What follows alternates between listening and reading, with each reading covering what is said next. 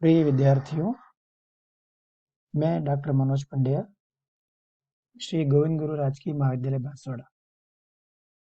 आज हम देखेंगे संज्ञा में जो रूप बदलते हैं उसका एक महत्वपूर्ण जो कारण है वह है लिंग। लिंग प्रकरण हम सभी बचपन से देखते पढ़ते सुनते आए हैं कि मेल और फीमेल, पुल्लिंग और स्त्रीलिंग, उसको व्याकरण की दृष्टि से कैसे अध्ययन करते हैं और किस प्रकार से परीक्षाओं में प्रश्न पूछे जाते हैं उसका हम अध्ययन करते हैं। देखिए, लिंग को अंग्रेजी में जेंडर कहा जाता है। आइए देखते हैं इसकी परिभाषा क्या है। संज्ञा के जिस रूप से व्यक्ति या वस्तु की नर या मादा जाति का बोध हो उसे व्याकरण में हम लिंग कहते हैं। दूसरे शब्दों में कहें तो संज्ञा शब्दों के जिस रूप से उसके पुरुष जाति या स्त्री जाति का होने का पता चलता है उसे हम लिंग कहते हैं। हम रोजमर्रा और दैनिक शब्दों में कहते हैं शब्दों की जो जाति है उसे हम लिंग कहते हैं। जैसे पुरुष जाति आप देखते हैं, बैल है, बकरा है, मोर है, मोहन है, लड़का है। उसके बाद स्त्री में आप देखते हैं गाय है, बकरी है, मोरनी है, मोहिनी है। लिंग संस्कृत भाषा का शब्द है जिसका अर्थ होता है चिन्ह या निशान। चिन्ह या निशान किसी संज्ञा का ही होता है। संज्ञा का जैसा कि पूर्व कक्षाओं में बताया था इसे हम नाम भी कहते हैं। अर्थात संज्ञा किसी वस्तु के नाम को कहते हैं और वस्तु या तो पुरुष जाति की होगी या स्त्री जाति की होगी। इसका अर्थ यह है कि प्रत्येक संज्ञा पुल्लिंग होगी या स्त्रीलिंग। इस प्रकार हम देखते हैं मुख्यतः संसार में 3 प्रकार की जातियां मानी जाती हैं: पुरुष, स्त्री और जड़। उसी प्रकार विश्व की अनेक भाषाओं में भी इन्हीं 3 जातियों के आधार पर 3 प्रकार के लिंग का निर्धारण मिलता है: पुरुष जाति वाले पुल्लिंग, स्त्री जाति वाले स्त्रीलिंग और जड़ जाति वाले नपुंसकलिंग। हर भाषा का लिंग विधान अलग अलग है। जैसे अंग्रेजी में हम देखते हैं 2 प्रकार के ही आपको लिंग मिलेंगे, male female, masculine feminine. Sanskrit में 3 प्रकार के मिलते हैं: पुल्लिंग, स्त्रीलिंग और नपुंसकलिंग। और भारत की अन्य भारतीय भाषाओं में भी यह अलग अलग तरह की व्यवस्था है। लेकिन मूलतः हम हिंदी में देखें तो हिंदी में व्याकरण में 2 ही लिंग भेद माने जाते हैं: पुल्लिंग और स्त्रीलिंग।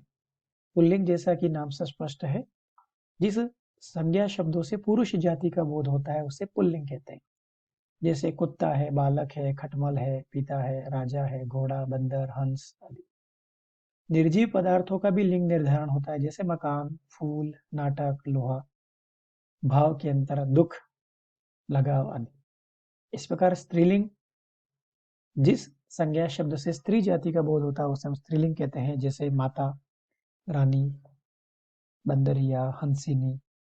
निर्जीव पदार्थों में सुई, कुर्सी, गर्दन। भाव के अंतर्गत लज्जा, बनावट आदि।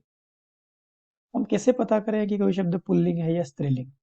उसके कुछ व्याकरण के कुछ नियम बने हुए हैं, उनको आप देखिए। पुल्लिंग की पहचान के कुछ नियम हैं।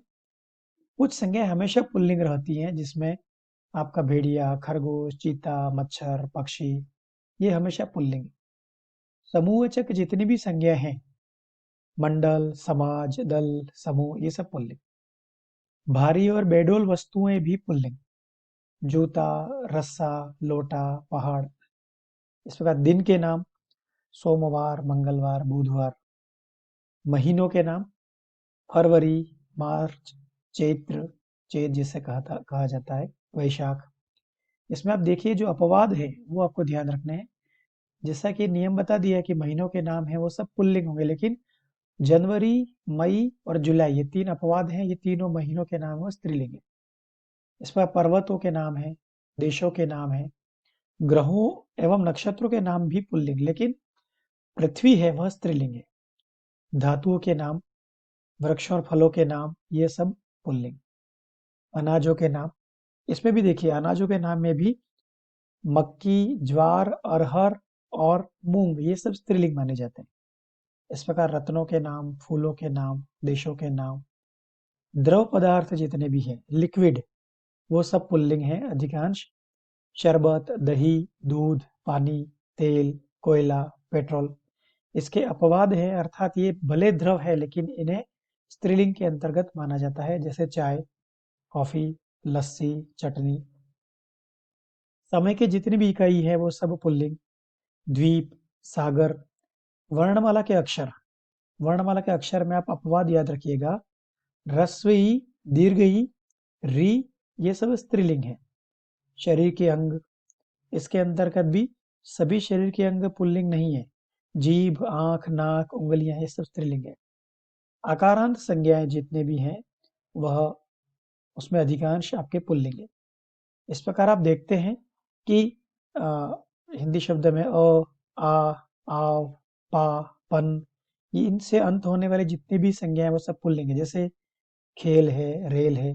आ के अंतर्गत लोटा, मोटा, गोटा, घोड़ा। आव के अंतर्गत पुलाव, दुराव, बहाव, फैलाव। इस प्रकार आप देखती हैं मच्छर, गेंडा, कौवा, भालू। कुछ प्राणीवाचक शब्द जो सदैव पुरुष जाति का बोध कराते हैं उसमें बालक, गीदड़, कौवा आदि। स्त्रीलिंग को देखें कि स्त्रीलिंग के लिए भी कुछ नियम निर्धारित हैं, जैसे नक्षत्र, बोली, भाषा, तिथि, ये सब स्त्रीलिंग है। कुछ संज्ञा हमेशा स्त्रीलिंग में ही प्रयुक्त होती है। मक्खी, कोयला, मछली, तितली। समूहवाचक संज्ञाएं कुछ है फिर भी स्त्रीलिंग। भीड़, कमेटी, सेना, सभा। प्राणीवाचक संज्ञाओं के अंदर धाय, संतान, सौतन। छोटी और सुंदर वस्तुओं के नाम, जैसे जूती। जूता आपका पुल्लिंग होगा लेकिन जूती स्त्रीलिंग। रस्सा पुल्लिंग, रस्सी स्त्रीलिंग। लोटा पुल्लिंग, लुटिया स्त्रीलिंग। पहाड़ पुल्लिंग लेकिन पहाड़ी स्त्रीलिंग। इस प्रकार नक्षत्रों के नाम है, बोलियों के नाम है, जैसे बोलियां आपकी वागड़ी है, मेवाती है, ब्रज है, ये सब स्त्रीलिंग में। नदियों के नाम स्त्रीलिंग। भाषाओं व लिपियों के नाम स्त्रीलिंग। पुस्तकों के नाम, तिथियों के नाम, आहारों के नाम। जैसे आहार जो खाने पीने के हैं, जैसे सब्जी है, दाल है, कचौड़ी है, पूरी है, रोटी, ये सब स्त्रीलिंग।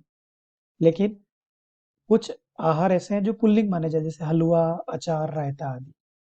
इस प्रकार हम भाषा की दृष्टि देखें तो इकारांत जो दीर्घ ई की मात्रा है वो सारे शब्द भी आपके स्त्रीलिंग। नानी, बेटी, मामी, भाभी।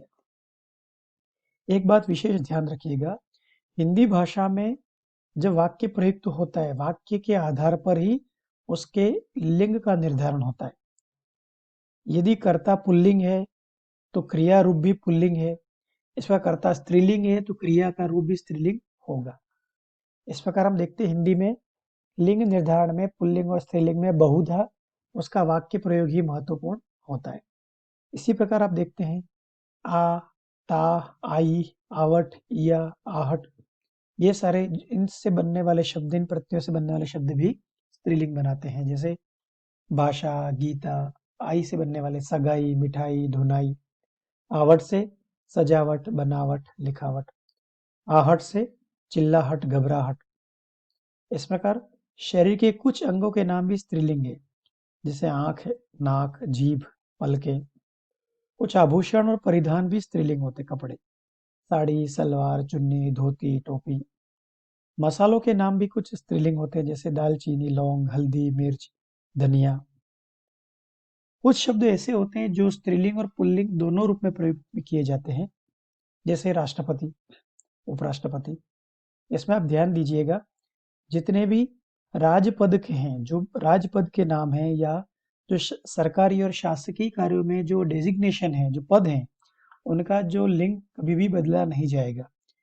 जैसे राष्ट्रपति है तो राष्ट्रपति चाहे वह पुरुष हो तब भी राष्ट्रपति माना जाएगा, और महिला हो तब भी राष्ट्रपति ही शब्द प्रयुक्त होगा। अर्थात ये शब्द स्त्रीलिंग पुल्लिंग दोनों रूप में प्रयुक्त होते हैं।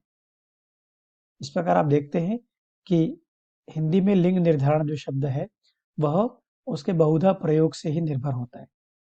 और प्रतियोगी परीक्षाओं में एक प्रश्न जरूर पूछा जाता है लिंग निर्धारण में। तो एक छोटा सा टेस्ट है, इसको आप जांच कर लीजिए। कोई भी शब्द है उसके साथ विशेषण शब्द लगा दीजिए, और विशेषण से आपको पता चल जाएगा कि वह शब्द पुल्लिंग है या स्त्रीलिंग है। इस प्रकार जितने भी शब्द उनके साथ क्रिया शब्द या क्रिया के साथ उसको प्रयोग में ले लीजिए तो पता चल जाएगा कि ये शब्द पुल्लिंग है या स्त्रीलिंग। जैसे आप देखेंगे कि जैसे देश के नाम, देश के नाम जैसे भारत शब्द जैसे है, तो भारत शब्द जैसे जीता या भारत जीती, तो जैसे भारत जीता तो भारत शब्द क्या बन गया आपका? पुल्लिंग। इस प्रकार आप देखते हैं कि जैसे हिमालय, हिमालय जैसे हिमालय पहाड़ अच्छा है या हिमालय पहाड़ अच्छी है, आपको व्यवहार से पता चल जाएगा हिमालय पहाड़ अच्छा है, ये वाक्य माना जाता है, ना कि हिमालय पहाड़ अच्छी है। इस प्रकार आप विशेषण और क्रियाओं का प्रयोग करेंगे। जैसे आप देखिए, जैसे द्रव पदार्थों के अंतर्गत देखिए कि जैसे चाय, चाय अच्छी या अच्छा? चाय अच्छी, तो चाय क्या हो गया आपका? स्त्रीलिंग। इस प्रकार दही, दही अच्छा या अच्छी? दही अच्छा, तो दही क्या बन गया आपका? पुल्लिंग। इस प्रकार प्रतियोगी परीक्षाओं में स्वयं से जांच कर लीजिए, खासतौर से 2 टेस्ट है इसके, क्रिया से और विशेषण से। क्रिया इसके साथ जोड़ के देखिए और विशेषण इसके साथ जोड़ के देखिए, तब आपको बोध हो जाएगा कि ये शब्द पुल्लिंग है या स्त्रीलिंग। धन्यवाद।